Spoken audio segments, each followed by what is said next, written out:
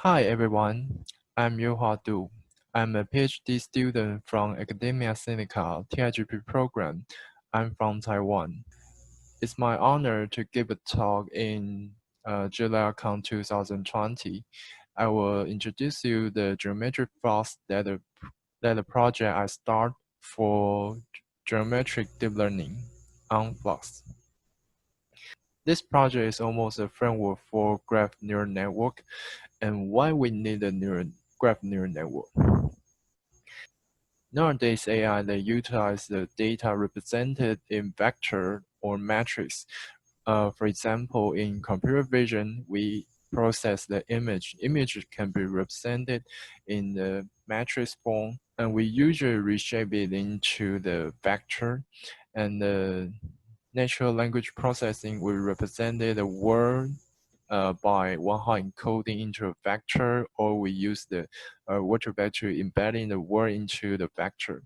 That a series of vector can represent the sequence. And speech data can also be represented in a vector. And biomedical signals can also be represented in the vector.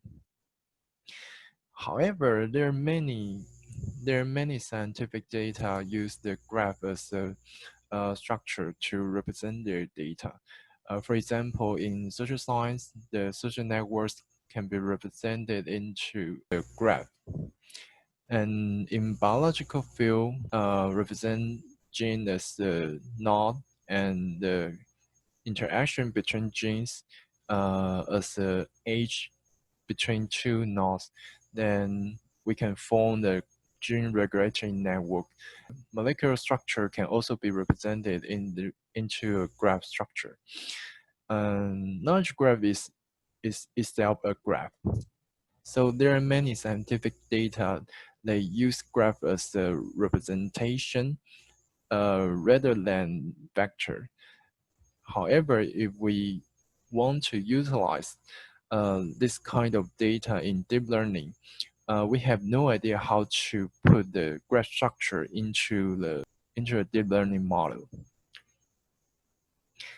And the human gene co-expression network can represent it into someone like this. And here's the not represented gene. If a gene interact with each other, so we can have an age between two genes. So it can form the large co-expression network like this. And the network, and in the network, it represents different part. For example, here's the metabolism, and here's about the immune response. And the knowledge graph is itself as a graph structure. And the graphs are more representative than vectors. We can put the features or the labels we want to learn on the node or on the edges. For example, here's the feature on the node, and here's the feature on the edge.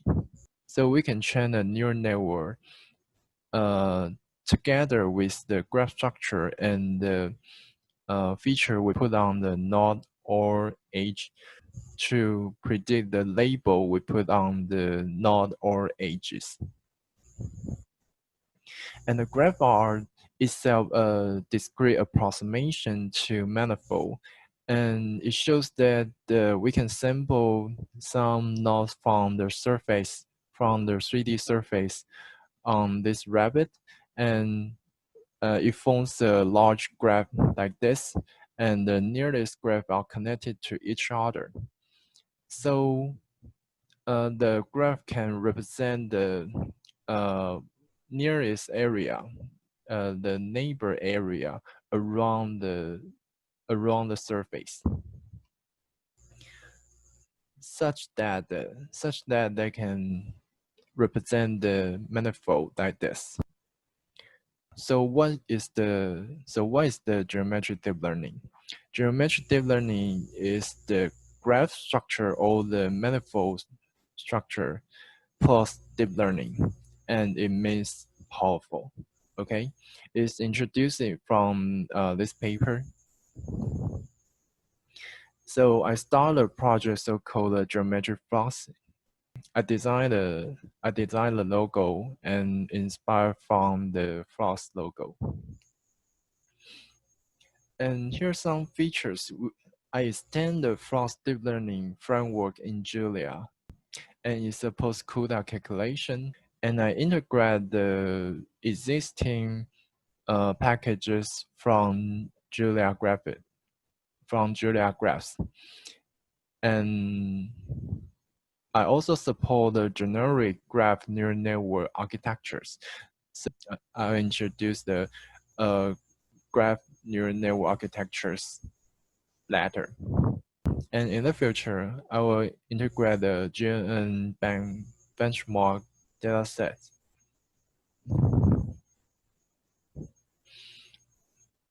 So we have the graph convolution layers, and it mimics the convolution layers from the CNN, and it plots the graph structure on the convolution layer. So we input two things before the convolution layer. We input the graph structure itself, and the feature can be on the feature can be the null feature or the edge feature.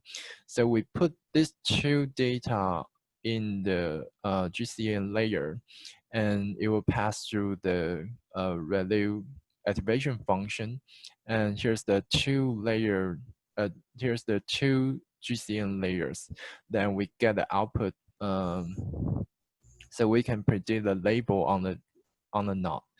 So the layer can be represented in this as a code like this. We can put the static graph structure as the adjacency matrix or adjacency list. That's also okay.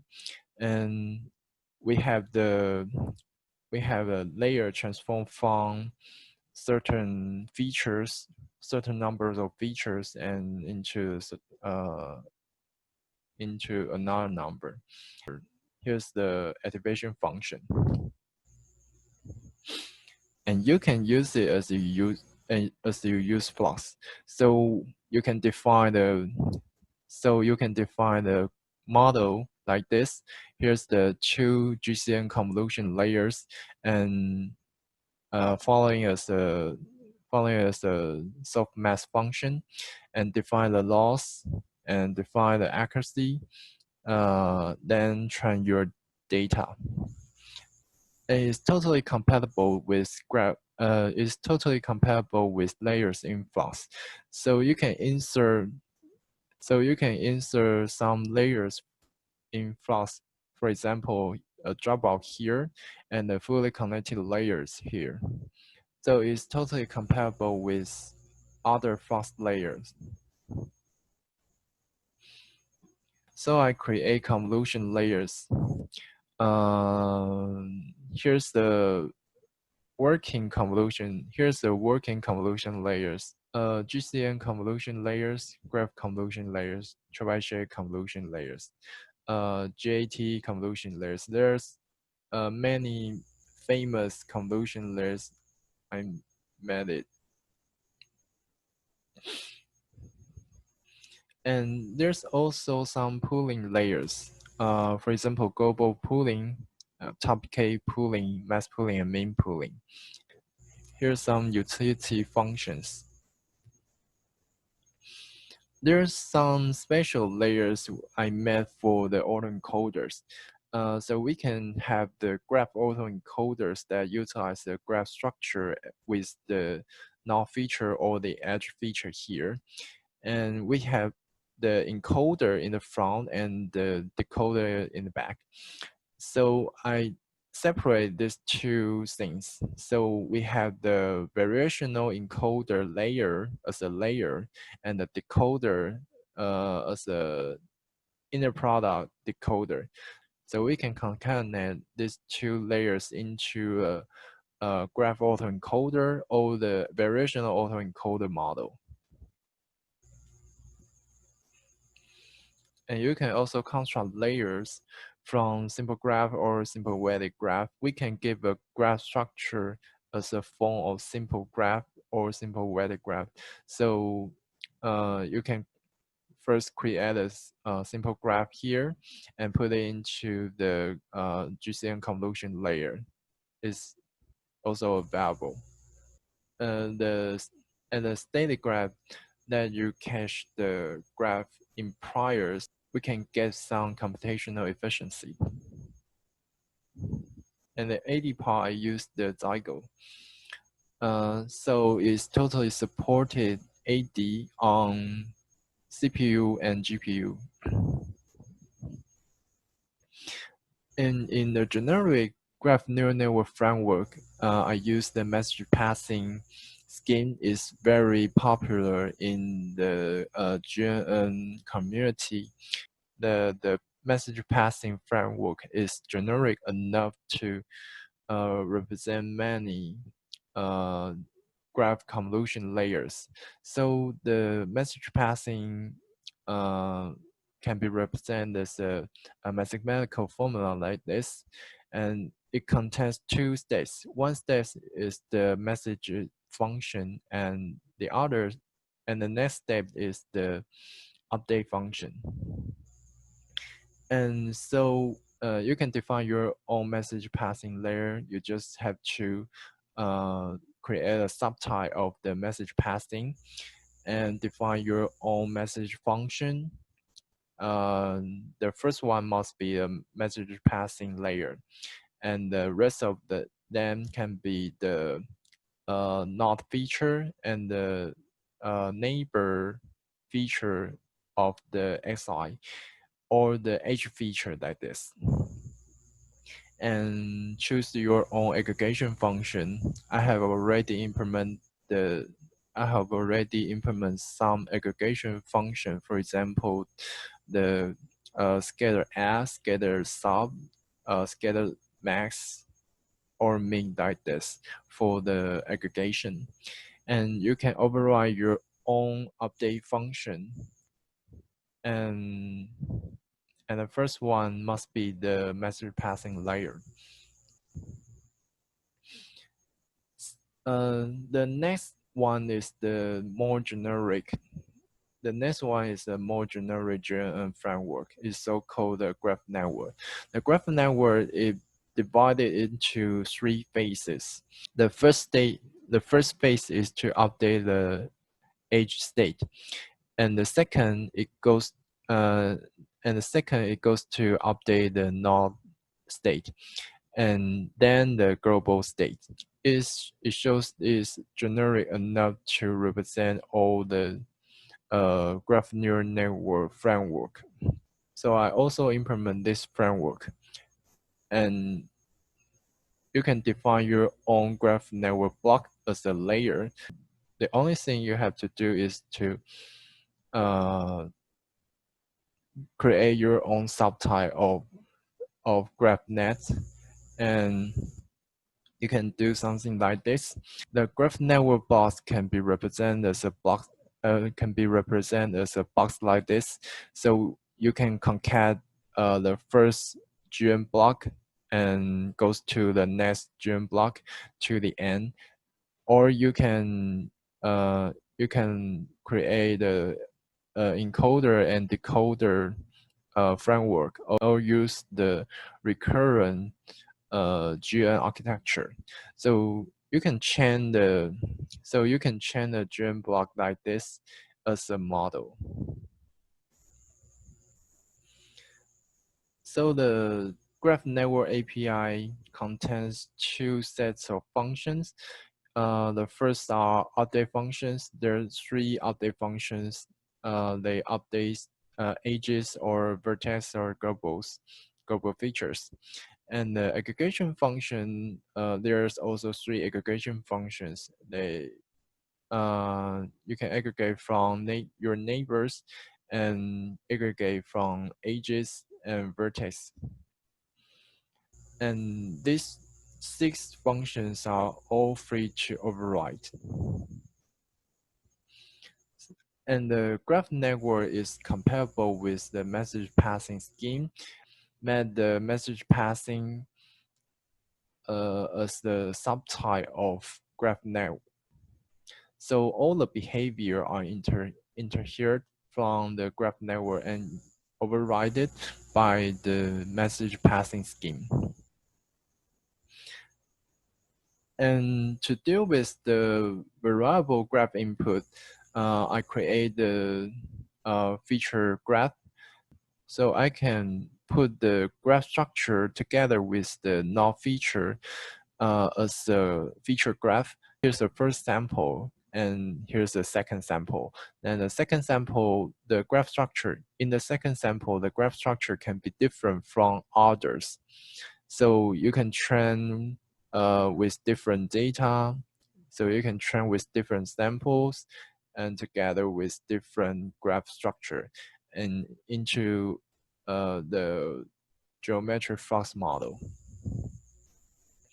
So the feature graph goes through the whole network from the beginning. It can act as the input, and you can get the feature graph as an output.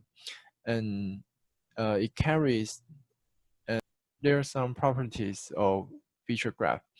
No feature, graph, and the graph structure, and edge feature, and the global feature. So there's only so this data structure are supported by the graph network and the message passing scheme, and it also supports the linear algebra related calculation, and it also integrates well with other geometric flux layer. If you want to use the feature graph, gather the feature with the graph structure as a sample. So you don't need a layer with graph. So the graph-free layer can be constructed like this: the GCN convolution layer and without the graph. Okay, so there are some working examples I left in my repo. There's 2, one for graph convolution network and one for graph autoencoder. Okay, let's take a look at the performance.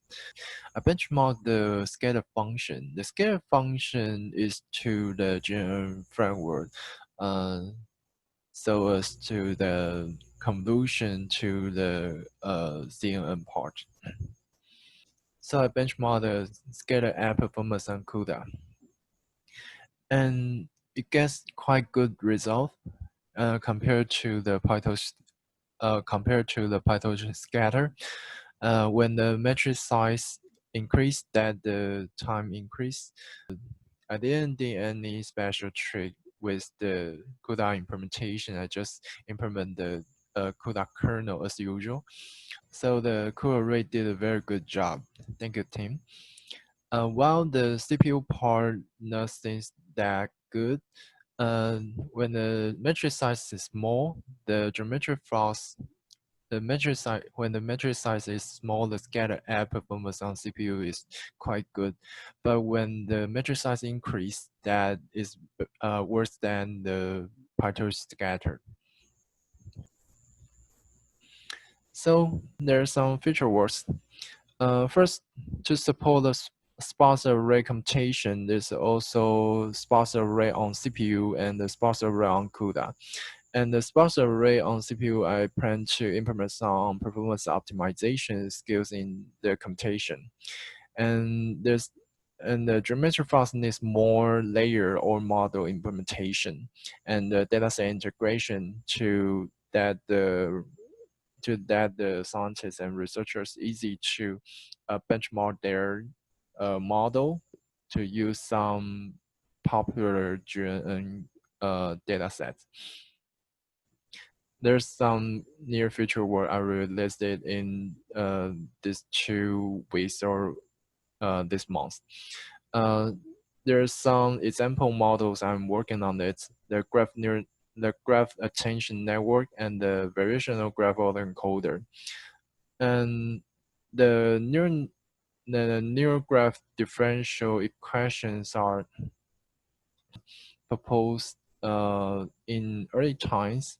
I promised Chris to implement it in the issue, but I'm busy then. And I will document all these layers and the packages and write some tutorials and to increase the test case to increase more test coverage and improve the scatter performance on CPU. Then move to Flux ML.